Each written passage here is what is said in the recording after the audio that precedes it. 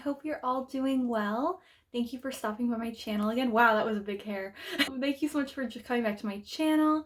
I hope you guys enjoyed my last video. I think I got quite a few comments, like not quite a few comments, I got 2 comments that said that they liked the video, so I'm very happy. And it wasn't from anybody I knew, so I knew that they were good for that reason. Thank you very much to my 2 followers. But yeah, today I just wanted to discuss a case that's based in Canada.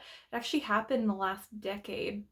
Back in 2012, 2013, the case of Dellen Millard and Mark Smich.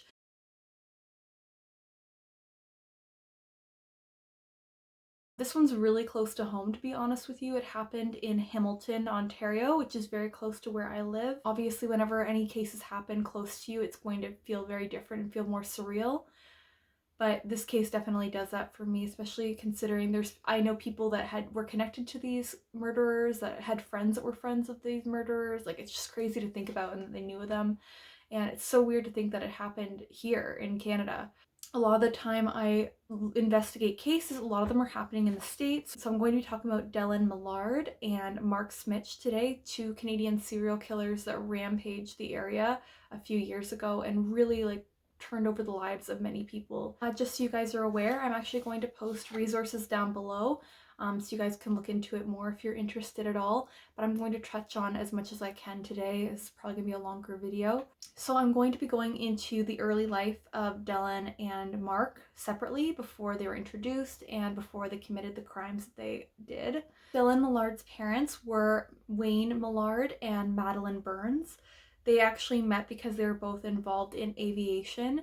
Madeline Burns was a flight attendant, and Wayne Millard was actually a pilot for Air Canada flights and Millard Airlines. Millard Air was actually a family-owned aviation company founded in 1960 by Carl Millard, who was Dellen's grandfather. The company started out as an airline, but then it later shifted over to airplane maintenance, so it actually would service airplanes and maintain them, as the name states.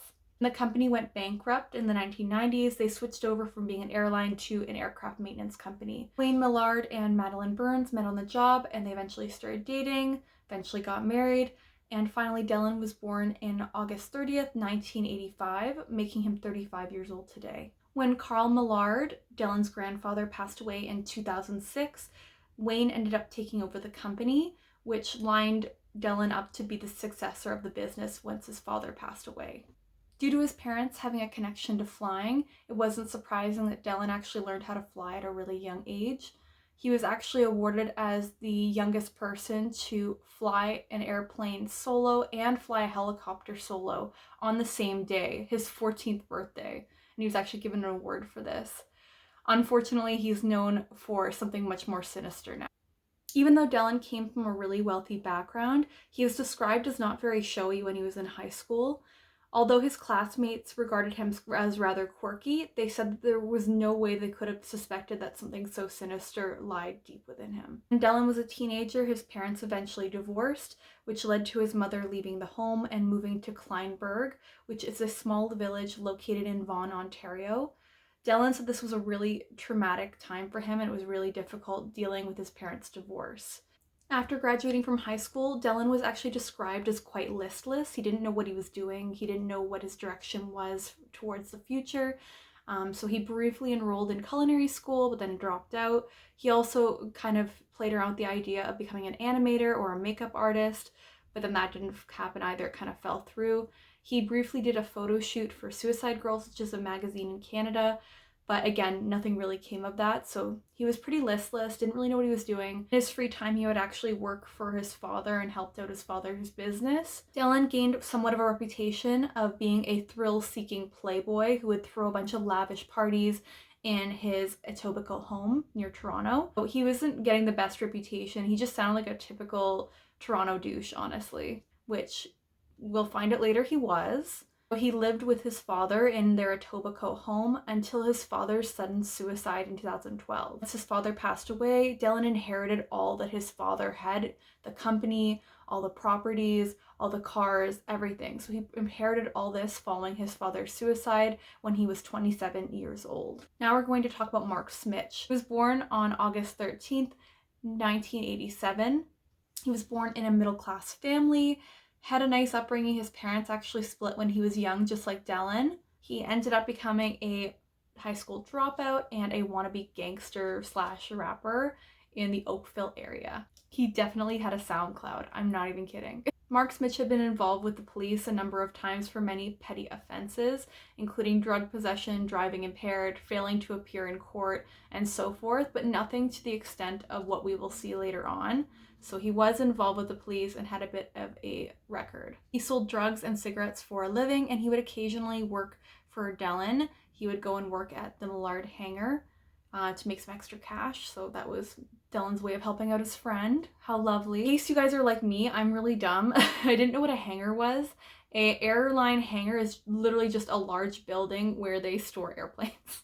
Dellen and Mark were introduced in 2006, and the friendship honestly didn't start out the best. It was rather one-sided.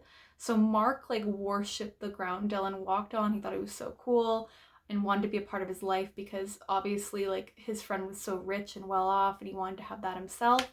And then Mark just found him kind of annoying and didn't like him at all. But by 2011, Mark and Dellen were actually really good friends, and Dellen actually offered him a space to stay. In 2012, he let him actually stay in his family home in the basement.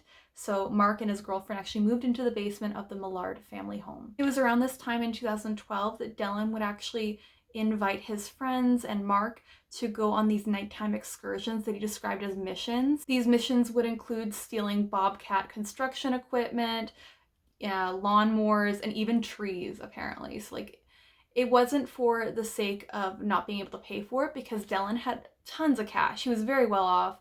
It was merely just for the thrill of it. So as a result, Mark and Dellen kind of gained this bond between each other because they would get involved in these really crazy situations and they would back each other up, and that's how they created this really intense bond, and they would do anything for each other. Well, that's not true. I'm sure Dellen wouldn't do anything for Mark. Mark would do anything for Dellen. Just want to be clear, I think I am a little biased in this reporting because I totally feel that Mark is just as responsible as Dellen is.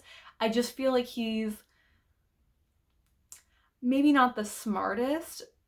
Mark isn't. I just feel like he kind of just followed along with what Dellen told him to do, which clearly he's a human being. He can make his own decisions. He's an adult man.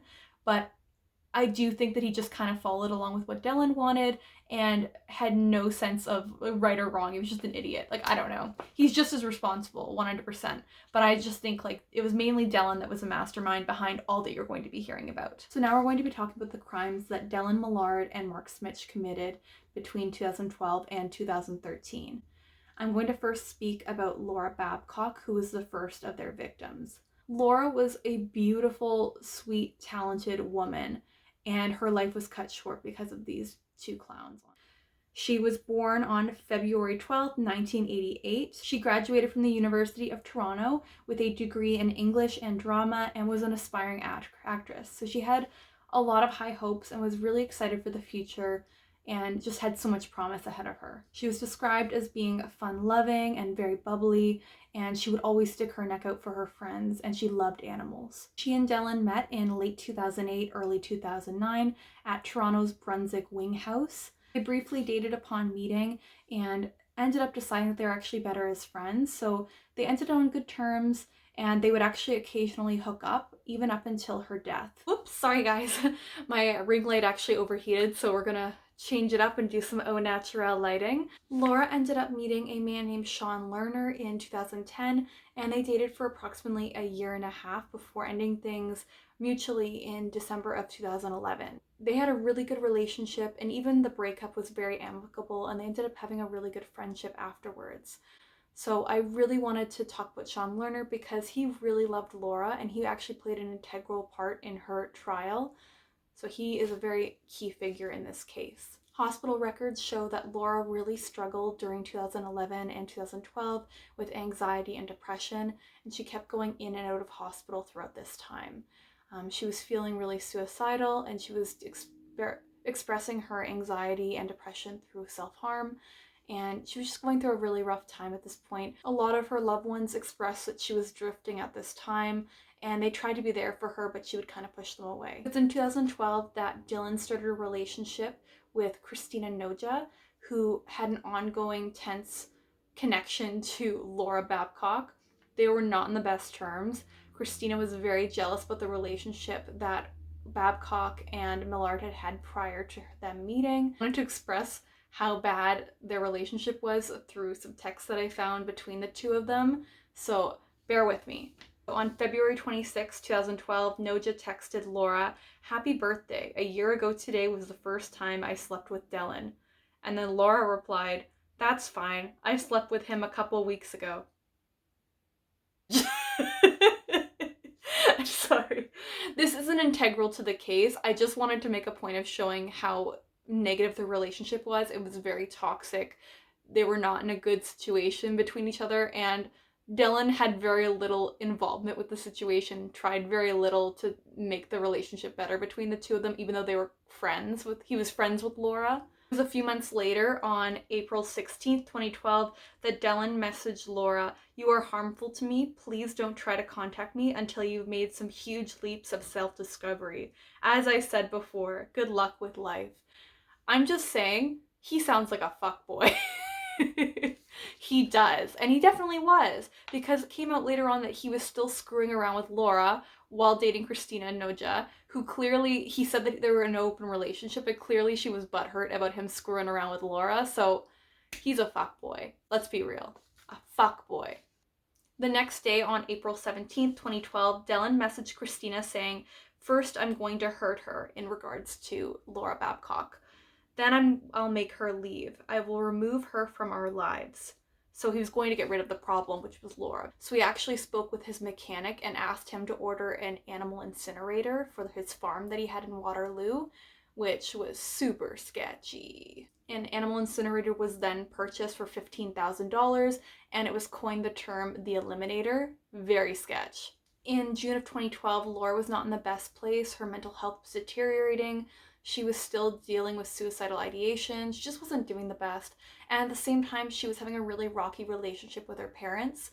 I guess because of how her mental health was doing, she was really battling it out with her parents. They were in a very negative spot, and she kept getting into fights with them over house rules, mainly because they didn't want her coming in and out of the house at like 2, 3 in the morning, because if she was still living with them, which I get, but she was just not in the best headspace to take that criticism and to be told what to do, basically, as a 23-year-old woman.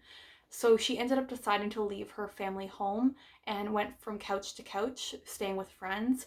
Even though her parents didn't kick her out, she just decided that's what was best for her while she looked for an apartment of her own. While she was couch surfing and staying with friends, she actually started working as an escort on the side to make some extra money.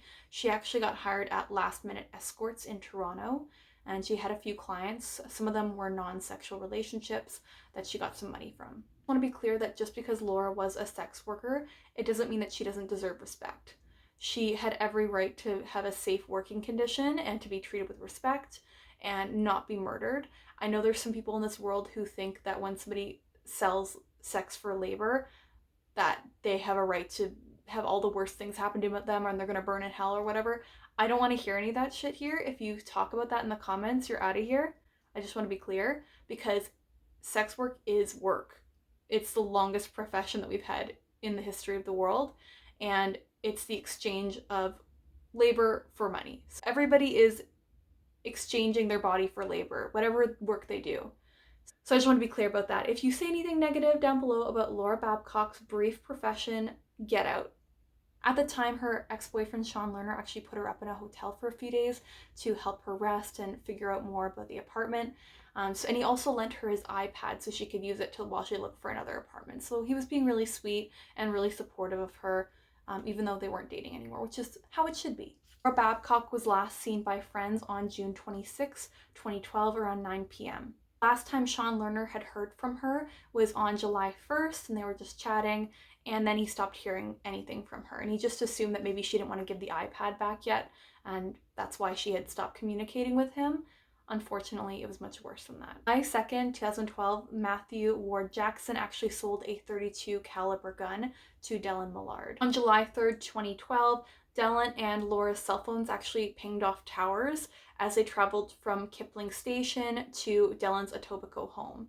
And unfortunately, Mark's phone actually pinged on the cell tower really close to Dellen as well. That same day, Dellen texted Mark at 7:30 p.m. saying he was on a mission, I'll be back in 1 hour. On July 4th, Mark's computer connects to the iPad that Laura was given to by Sean, and it was renamed from Laura's iPad to Mark's iPad. Unfortunately, her cell phone goes dead that same day. At 2:40 p.m. that day, there's a photo taken on Dellen's phone of an object wrapped in blue tarp. It was determined later on that this photo was taken on Dylan's farm in Waterloo. At 6 p.m., Dellen places an order for a new mattress and checks off that he needs quick delivery. Clearly, he needs a new mattress really fast for some reason. Next day, on July 5th, the incinerator that Dellen had actually ordered had finally arrived at his location. 2 days later, on July 7th, there's a calendar notification that goes off on Dellen's phone, reminding him to check the barn for a smell. A smell. Sometime around July 7th, Dellen, Mark, and his mechanic worked together to try and build a trailer to attach to the incinerator. It's finally on July 14th that Sean and Laura's family put out a missing persons report because they haven't seen her or heard from her in a few weeks. I just want to be clear about this situation because I know it seems really sketchy that they didn't put out a report sooner, and you're going to be like, why didn't they put out a report sooner? You have to remember that this wasn't the best situation. Laura was kind of transient at this time due to her mental health and just her bad relationship with her parents at the time. So it wasn't unusual for them not to hear from her for a while. So when they hadn't heard from her for 2 weeks, they put 2 and 2 together, got concerned, and put out a missing persons report. So I don't want anybody bashing her parents for not putting out a report sooner. At this time, this wasn't unusual for Laura, so I just wanted to put that out there. Unfortunately, when the report was filed, Laura was described as a level 1, which means that her situation isn't very concerning, that it's not very alarming. They're not like on high alert searching for her. It's not unusual that she's missing. So level 1, they weren't concerned about foul play. They just assumed she's in a transient lifestyle. She probably just wanted to get away for a little while. All that shiz, which unfortunately just delayed her being found, and it also resulted in more murders happening because the killers weren't found sooner. Something had happened sooner if they'd looked into her missing report sooner and had been more careful about like tracking her and stuff like that, then nobody else would have died. It would have just been one loss of life, unfortunately, but they didn't do their job, unfortunately. But these things happen all the time. That's the reality of it. These things happen all the time. On July 23rd, Dellen and Mark's cell phones actually ping at towers located near the Millard airport hangar and travel all the way over to the Waterloo farm that Dellen owns. So clearly they are moving the incinerator to the farm. 3:07 p.m. that same day, Dellen texts Mark, "Barbecue has run its warm-up, it's ready for meat." At 10:38 p.m., Dellen Googles, "What temperature does cremation happen at?" It was later on that police actually went through Dellen's phone and they saw photos taken on that same day that look like objects being burned in the incinerator that resemble bones. I'm not trying to criticize the fact that they left such a little trail towards them. They left a bunch of crumbs leading up to them for these crimes. I'm not criticizing that because if they hadn't made such massive mistakes and blunders, then they would have never been found. It would have never been determined who did this to these people. I'm just like aghast at how stupid you can be. Why would you Google that? Why would you Google what temperature do you incinerate? What temperature does cremation happen at? Like, who looks that up? That's super sketch. And then taking pictures of the crime scene and saying such clear as day text to your friend that you're burning something, that you're doing a barbecue, like, that's so sketch. Those are sketch things to look up. No ordinary person would look that up.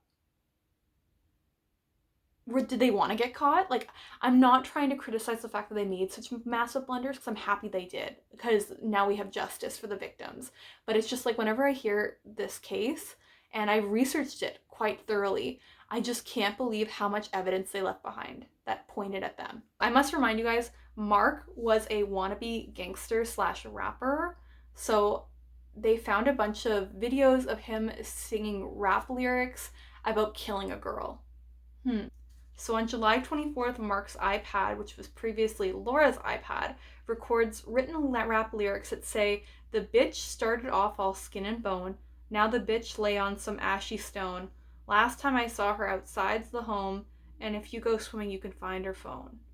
So he clearly wrote a song about murdering a woman that points the finger at him, tells you where the phone of hers is. Like, idiots. July 27th, Laura's family received Laura's cell phone bill, and they and Sean realized that the last person she had spoke with was Dellen Millard. And that was the last person that ever spoke with Laura, and it was approximately for about 20 minutes. So it wasn't like a short little call. It wasn't a short text exchange. They talked for 20 minutes. So they thought that was really weird. So they reached out to the police, notified them that the last person Laura spoke with on the phone was Dellen Millard. But the police, unfortunately, didn't do anything with this. They didn't approach Dellen to ask any questions. They didn't do anything with it. Thankfully, Sean Lerner, he actually went and spoke with Dellen. He actually texted him to try and meet with him. He originally thought Dellen was really sketchy already. And when he asked Dellen, like, hey, like, not trying to point the fingers at anybody, but it's really weird that the last person that talked to Laura was you. Like, do you know anything, basically? And Dellen was super cold and was like, oh, like, I heard about that. Yeah, that's super sad. And then he was like, oh, like, she contacted me for drugs and a place to stay, but I told her no. So, like, he was super, like, unemotional, didn't care that someone he used to date and someone that he was friends with, apparently, was missing. So it was super sketch. So thankfully, Sean Lerner was, like, looking into this, and he was fighting for justice for Laura. In August of 2012, Mark Smich actually invites some friends over to hang out in his mother's garage to smoke the devil's lettuce. So they're smoking up, and he's doing his little rap song that he created that I just told you guys about. So he's singing the rap song, and then he makes the confession that he actually killed a girl, burned her body, and threw the ashes, like, disposed of the body in the lake.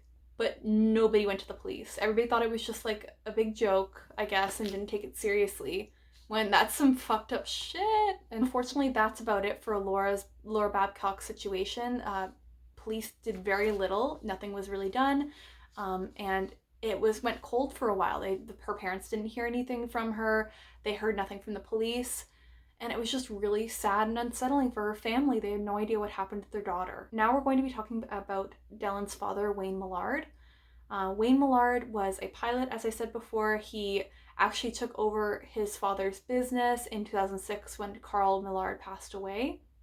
He had really high hopes of rebranding the aviation company that they had. He really wanted to do so much with it. He was going to change the game. He was going to move the headquarters for Millard Air, I believe, from Mississauga to Waterloo. So he was in the process of doing that, which was a big expansion, big change for his company, and he was very excited about that. And he had recently started dating a woman, and things were going really well for him. He was very optimistic about the future, and all was well. This was the case until his son Dellen found him in bed on November 29th, 2012, dead. It appears that Wayne Millard was on his side with his hand up, a normal sleeping position, I might add, and there was a bullet to his eye. It looks like he shot himself in the eye and killed himself.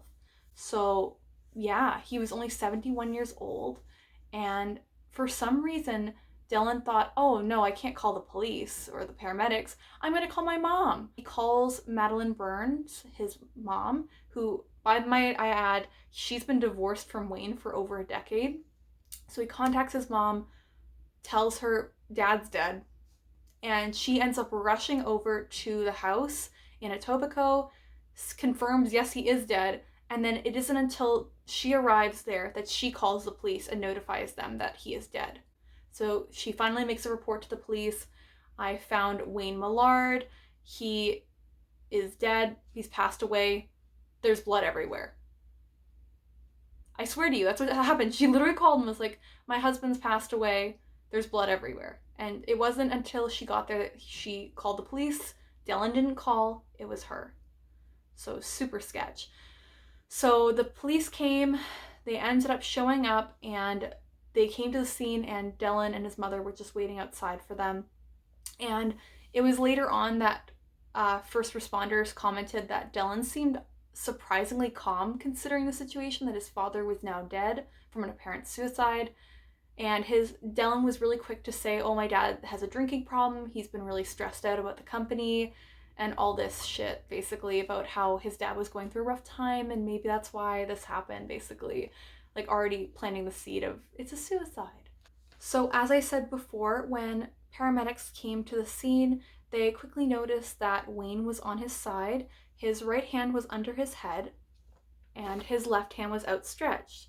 So, from what I'm understanding, it sounds like he was just sleeping. He was just normal sleeping position, was relaxed on bed, but now he's dead. So, police thought that was very strange how he was situated when they found him. And they quickly noticed that there was blood everywhere, and there was actually a bit of black soot on the pillow, which was really strange. They were surprised to see that. They didn't know what that was about. And strange enough, the gun wasn't in Wayne's hand.